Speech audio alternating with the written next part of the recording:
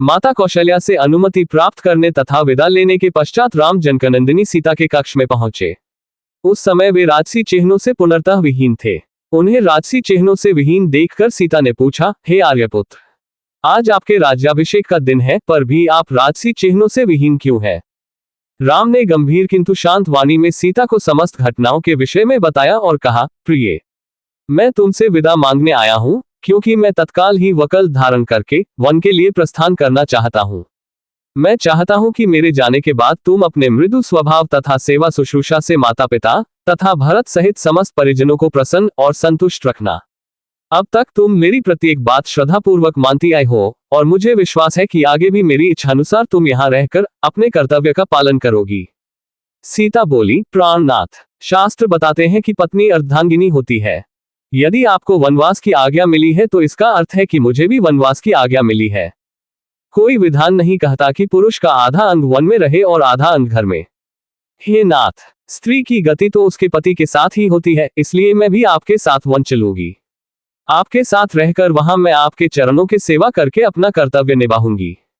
पति की सेवा करके पत्नी को जो अपूर्व सुख प्राप्त होता है, वह सुख लोक और परलोक के सभी सुखों से बड़ा होता है।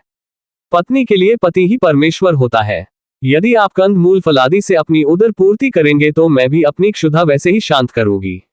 आपसे अलग होकर स्वर्ग का सुख वैभव भी मैं स्वीकार नहीं कर सकती।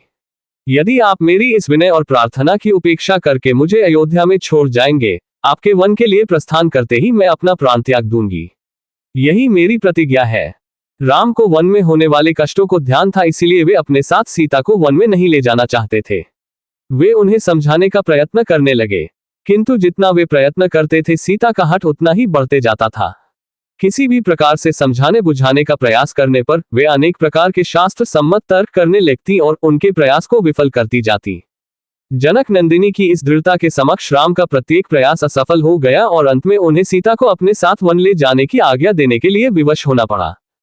सीता की तरह ही लक्ष्मण ने भी राम के साथ वन में जाने के लिए बहुत अनुग्रह किया। राम ने बहुत प्रकार से समझाया, किंतु लक्ष्मण उनके साथ जाने के विचार पर दृढ़ रहे। परिणाम स्वरूप राम को लक्ष्मण की दृढ़ता, स्नेह तथा अनुग्रह के सामने भी झुकना पड़ा और लक्ष्मण को भी साथ जाने की अनुमति देनी ही पड़ी। सीता और लक्ष्मण ने कौशल्या तथा सुमित्रा दोनों माताओं से आज्ञा लेने के बाद अनुनय विनय करके महाराज दशरथ को भी वन जाने की अनुमति देने के लिए मना लिया। इतना करने के पश्चात लक्ष्मण शीघ्र आचार्य के पास पहुंचे और उनसे समस्त अस्त्र शस्त्रादि लेकर राम के पास उपस्थित हो गए। लक्ष्मण के आने पर राम ने कहा, हे सौमित्र, वन के लिए प्रस्थान करने के पूर्व मैं अपनी संपूर्ण संपत्ति ब्राह्मणों, दास दासियों तथा याचकों में वितरित करना चाहता हूं। इसलिए तुम गुरु वशिष्ठ के ज्येष्ठ पुत्र को बुला लाओ। बड़े भाई राम की आज्ञानुसार लक्ष्मण गुरु वशिष्ठ के पुत्र सुयज्ञ को अपने साथ ले आए। राम और सीता ने अत्यंत श्रद्धा के साथ उनकी प्रदक्षिणा की। इसके पश्चात उन्होंने अपने स्वर्ण कुंडल, बाजूबंद, कड़े, मालाएं तथा रत्न जटित अन्य आभूषणों को उन्हें देते हुए कहा, हे मित्र, जनक नंदिनी सीता भी मेरे साथ वन को जा रही है, इसलिए ये अपने कनकर्ण, मुक्तमाला, किंकणी, हीरे, मोती, रत्नादि समस्त आभूषण आपकी पत्नी को दान करना चाहती है। आप इन आभूषणों को सीता की ओर से उन्हें आदर तथा नम्रता के साथ समर्पित कर देना। मेरी यह स्वर्णजटित शया अब मेरे लिए किसी काम की नहीं है, अतः इसे भी आप ले जाइए। मेरे मामा ने अत्यंत स्नेह के साथ मुझे ये हाथी दिया था, इसे भी सहस्त्र स्वर्ण मुद्राओं के साथ आप स्वीकार करें। राम के वनगमन के विषय में ज्ञात होने पर सुयज्ञ के नेत्रों अश्रु भर आए। सजल नेत्रों के साथ राम के द्वारा प्रदान की गई वस्तुओं को उन्होंने ग्रहण किया और आशीर्वाद दिया, हे राम, तुम चिरजीवी हो। तुम्हारा 14 वर्ष का वनवास तुम्हारे लिए निष्कंटक और कीर्तिदायक हो। वनवास की अवधि समाप्त होने पर लौटने पर तुम्हें अयोध्या का राज्य पुनः प्राप्त हो। इस प्रकार आशीर्वाद देकर गुरुपुत्र सुयज्ञ विदा हुए। उसके बाद राम ने अपने सेवकों को, जो कि राम के वनवास से दुखी होकर रो रहे थे, बहुत सारा धन दान में दिया और सांत्वना देते हुए बोले, तुम लोग यहीं रहकर महाराज, माता कौशल्या, सुमित्रा, कैकेयी, भरत, शत्रुघ्न एवं अन्य गुरुजनों की तन मन लगाकर सेवा करना। सदैव इस बात का ध्यान रखना कि उन्हें किसी प्रकार की असुविधा न हो। फिर राम ने अपनी समस्त व्यक्तिगत संपत्ति को मंगवाकर सीता के हाथों से उसे गरीब, दुखी, दीन दरिद्रों में बंटवा दिया। राम और सीता के द्वारा मुक्त हस्त से दान दिए जाने की चर्चा सारे नगर में दावानल की भांति फैल गई।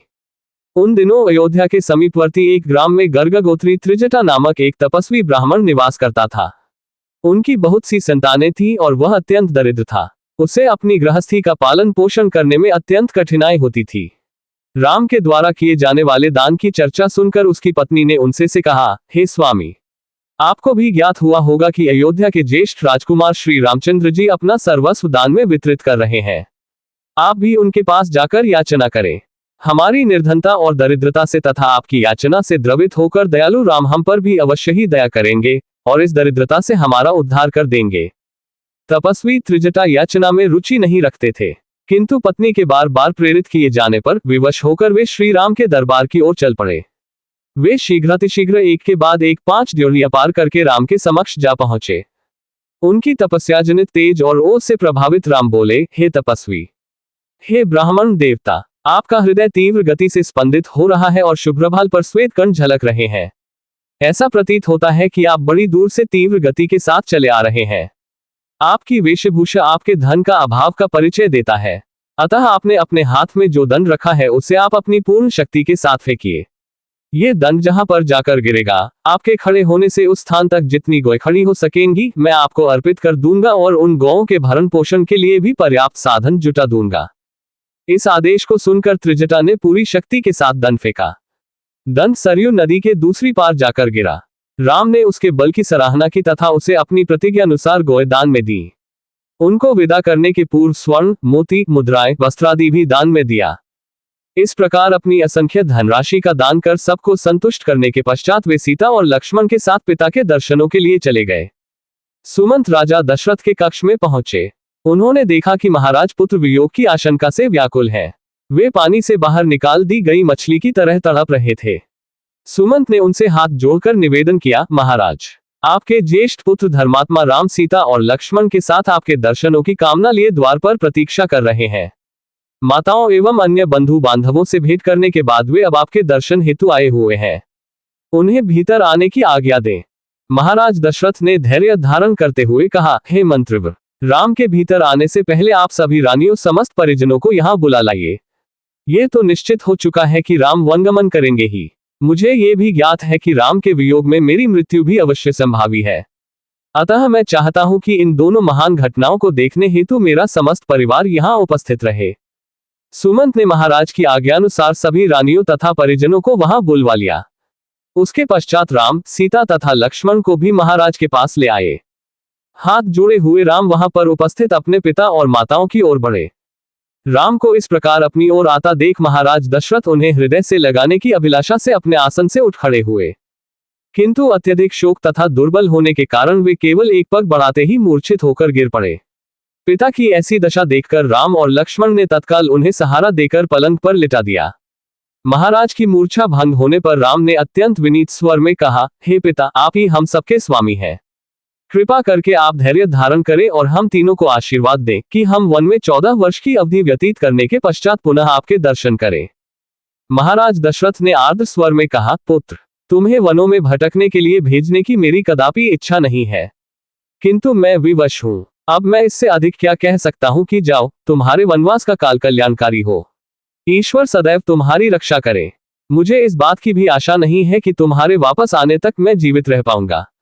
फिर भी मैं परमात्मा से प्रार्थना करता हूं कि तुम्हारे लौटने पर मैं तुम्हें पुनः देख पाऊं। वहां पर उपस्थित गुरु वशिष्ठ, महामंत्री सुमंत आदि वरिष्ठ जनों ने एक बार फिर से कैकेयी को समझाने का प्रयास किया कि वह अपना वर वापस ले ले, किंतु कैकेयी अपने इरादों पर अडिग रही। महाराज दशरथ की इच्छा थी कि राम के साथ चतुरंगिनी सेना और अन्न धन का कोष भेजने की व्यवस्था हो, किंतु राम ने विनयपूर्वक उनकी इस इच्छा को अस्वीकार कर दिया। अंत में महाराज ने सुमंत को आदेश दिया, हे मंत्रिवर, आप स्वयं उत्तम घोड़ों से जुटा हुआ रथ ले आए और इन सबको देश की सीमा से बाहर तक छोड़े। इतना कहकर राजा विह्वल होकर रोने लगे। सुमंत तत्काल ही महाराज की आज्ञा का पालन करने के लिए निकल पड़े। जैसे कि महाराज ने आज्ञा दी थी, सुमंत रथ ले आए। राम, सीता और लक्ष्मण ने वहां पर उपस्थित परिजनों तथा जनसमुदाय का यथोचित अभिवादन किया और रथ पर बैठकर चलने को उद्यत हुए। सुमंत के द्वारा रथ हाँकना आरंभ करते ही अयोध्या के लाखों नागरिकों ने हाँ राम कहते हुए उस रथ के पीछे दौड़ना शुरू कर दिया। जब रथ की गति तेज हो गई और निवासी रथ के साथ साथ दौड़ पाने में असमर्थ हो गए तो वे उच्च स्वर में कहने लगे, रथ रोको, हम राम के दर्शन करना चाहते हैं। भगवान जाने अब हमें फिर कब हम इनके दर्शन हो पाएंगे। राजा दशरथ भी कैकेयी के प्रकोष्ठ से निकलकर, हे राम, हे राम, कहते हुए विक्षिप्त की भांति रथ के पीछे दौड़ रहे थे। हांफते हुए महाराज को रथ के पीछे दौड़ते देखकर सुमंत ने रथ रोका और बोले, हे पृथ्वीपति, रुक जाइए। इस प्रकार राम, सीता और लक्ष्मण के पीछे मत दौड़िए, ऐसा करना पाप है। आपकी आज्ञा से ही तो राम वनगमन कर रहे हैं, इसलिए उन्हें रोकना सर्वथा अनुचित तथा व्यर्थ है। सुमंत के वचन सुन महाराज वहीं रुक गए। रथ तीव्र गति से आगे बढ़ गया, किंतु प्रजाजन रोते बिलखते उसके पीछे ही दौड़ते रहे। चित्रलिखित से खड़े महाराज उस रथ को तब तक एकटक निहारते रहे जब तक रथ की धूली दृष्टिगत होती रही। धूली का दिखना बंद हो जाने पर वे वहीं हा राम, हा लक्ष्मण, विस्मयादिबोधक चिन्ह कहकर भूमि पर गिर पड़े और मूर्छित हो गए। मंत्रियों ने तत्काल उन्हें उठाकर एक स्थान पर लिटाया। मूर्छा भंग होने पर मृतप्राय से महाराज स्फुट स्वर में कहने लगे, संपूर्ण ब्रह्मांड में मैं सबसे बड़ा अभागा व्यक्ति हूं, जिसके दो पुत्र एक साथ वृद्ध पिता को बिलखता छोड़कर वन को चले गए। अब मेरा जीवन व्यर्थ है। फिर वे मंत्रियों से बोले, मैं महारानी कौशल्या के महल में जाना चाहता हूं। मेरा शेष जीवन वही व्यतीत होगा। अब वहां के अतिरिक्त मुझे अन्यत्र कहीं भी शांति मिलना असंभव है। राम और लक्ष्मण के वियोग के संतप्त महाराज कौशल्या के महल में पुनः मूर्छित हो गए। उनकी इस दशा को देखकर महारानी कौशल्या विलाप करने लगी। कौशल्या के विलाप को सुनकर महारानी सुमित्रा वहां आ गई और उन्हें अनेक प्रकार से समझाकर शांत किया। फिर दोनों रानियां महाराज दशरथ की मूर्छा दूर करने का प्रयास करने लगी।